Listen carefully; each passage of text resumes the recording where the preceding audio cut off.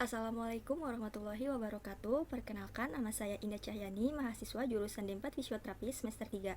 Pada kesempatan kali ini, saya akan menjelaskan mengenai patofisiologi dari penyakit gagal jantung.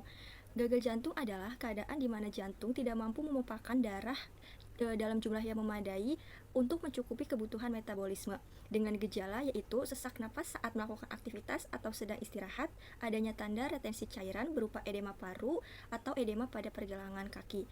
Tanda dari gejala jantung yaitu takikardia, takipnea, efusi pleura, dan peningkatan vena jugularis.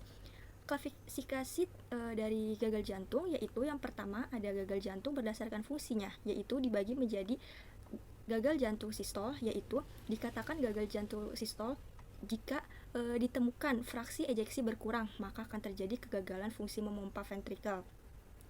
Kegagalan bisa disebabkan karena infark miokard, gangguan kontraktilitas, tekanan darah tidak terkontrol, kelemahan otot jantung, atrofi, ataupun kelainan katup.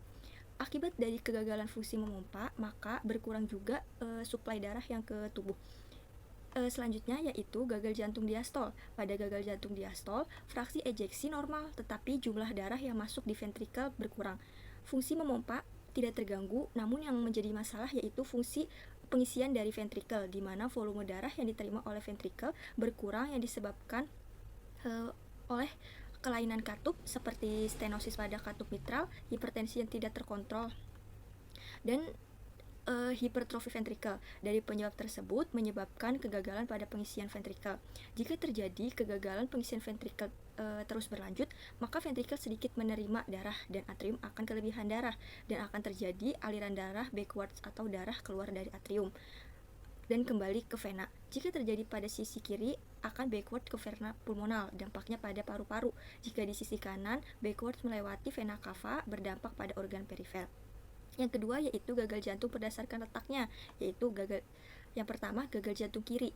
Gagal jantung kiri yaitu bisa karena kegagalan memompa atau bisa juga kegagalan pengisian ventrikel, tapi umumnya kegagalan fungsi memompa, yaitu yang disebabkan oleh kondisi ischemic heart disease, hipertensi, ataupun kardiomiopati yang mengakibatkan kerusakan sel otot maupun perubahan struktur sel otot yang mempengaruhi ke kontraktilitas miokard sehingga terjadilah kegagalan fungsi memompa, atau bisa juga karena kelainan katup.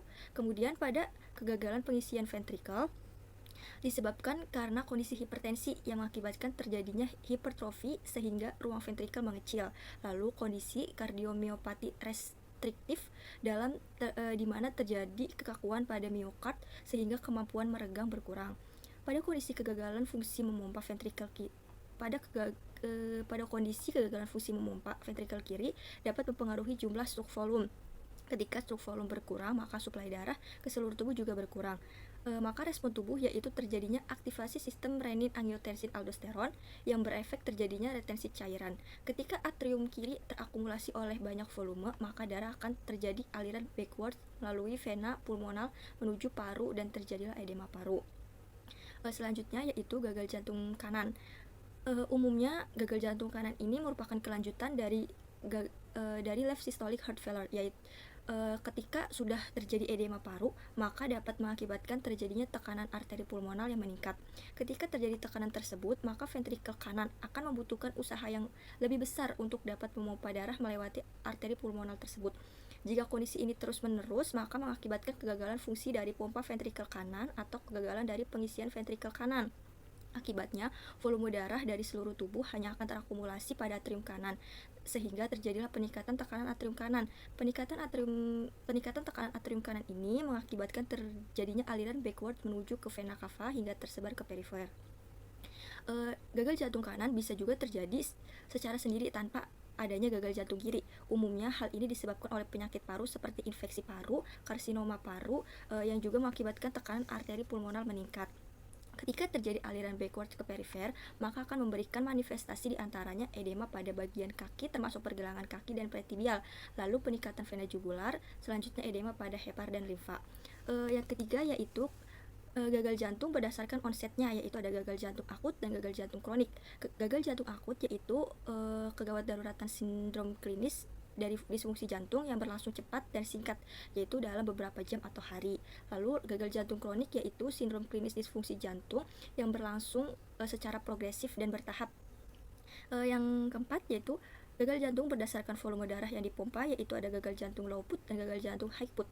Gagal jantung low put adalah darah yang dipompa keluar jantung tetapi tidak dapat memenuhi kebutuhan metabolisme. Lalu gagal jantung high output yaitu volume darah yang dipompa sudah memadai tetapi karena tingginya kebutuhan metabolisme sehingga zat yang dibawa masih berkurang. Demikian penjelasan dari saya, kurang lebihnya mohon maaf. Wabillahi taufiq wal hidayah. Wassalamualaikum warahmatullahi wabarakatuh.